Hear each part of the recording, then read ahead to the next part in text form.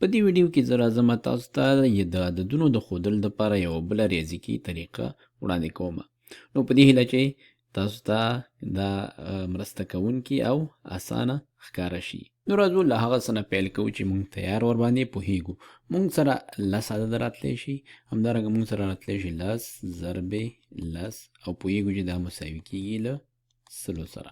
همدارنګه موږ کولی شو 10 ضربې 10 ضربې 10 او دا مساوي کیږي له 0 سره.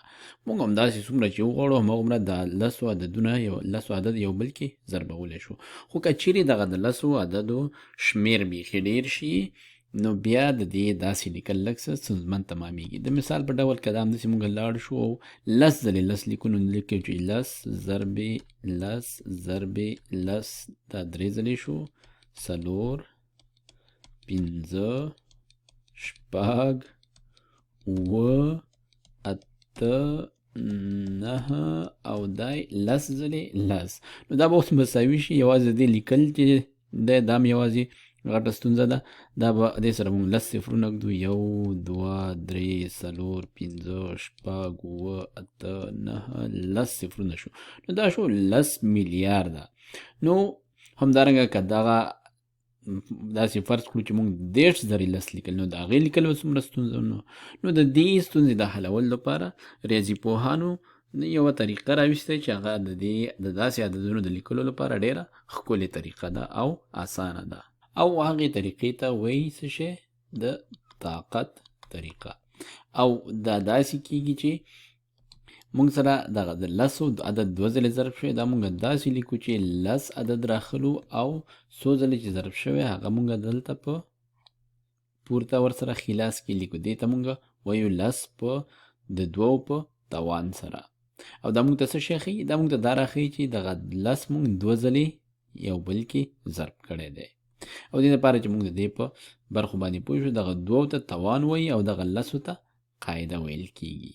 نو 10 په توان د 2 دا مساوي دی 10 ضربې 10 کوم چې مساوي دی له 100 سره. نو اوس مونږه 10 ضربې 10 ضربې 10 یا زر د طاقت په طریقه باندې څنګه لیکلی شو. ویډیو ودروئ د دې د لیکلو کوښښ وکړئ.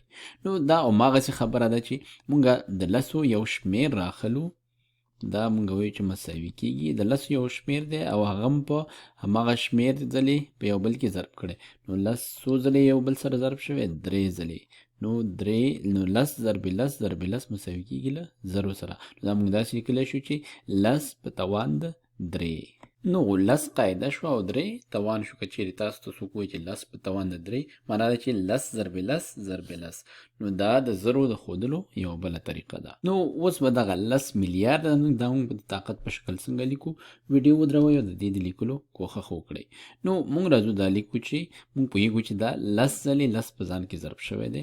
نو دا موږ راخلو چې 10 په توان د 100 10 په توان د 10 سره. همدارنګه دا عملیه موږ مخ پر شا هم سرته رسولی شو.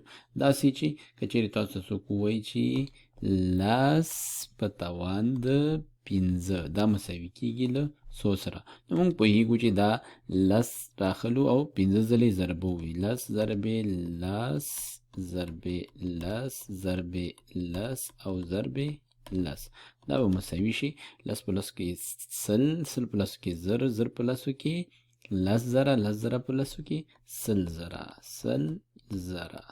نو اوس موږ د طاقت په قاعدو باندې پوه شو کله چې موږ د 10 عدد سره مخ یو. او اوس به تاسو سره دا پوښتنه وي چې آیا موږ د 10 په ځای بل عدد هم دلته قاعده کې لیکلی شو؟ نو ځواب دی چې هو لیکلی شو، خو اوس هغه په دې ویډیو کې زموږ موضوع نه ده.